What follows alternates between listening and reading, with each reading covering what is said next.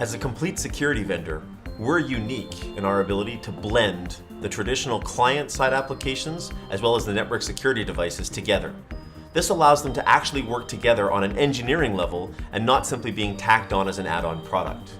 Our very advanced experience in endpoint technologies has been thoroughly integrated into our network security devices to give you a very interesting ability to block your users and allow your users via web enforcement when they're in the office, when they're out of the office, as well as protect them from viruses, malware, and a range of other threats. Now, the integration into the product is quite interesting. All you have to do is go to Endpoint Protection, and here is a self-contained system where you can deploy and manage agents that are installed on a user's computer.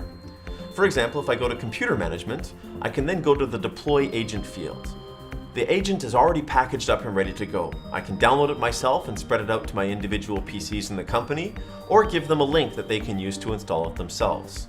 Once they're installed, they'll show up here on my Endpoint Protection status.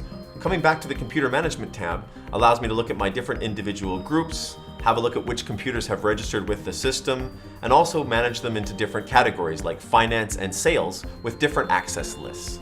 If I come to the Antivirus tab, I can actually control all of the different functionality around protecting them from threats, checking for potentially unwanted applications, enabling them to send files back to our labs for further analysis, and actually enforcing their web protection policies even if they're not in the office. This is one of the key benefits that we've invested a lot in making very simple and solving a lot of problems for admins.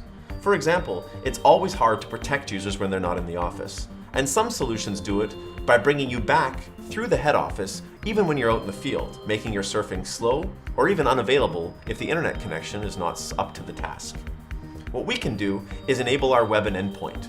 And if you look at here, if I edit, you can see that we have web protection, turn that to enabled, click save, and we can choose to block malicious sites and also enforce the download scanning.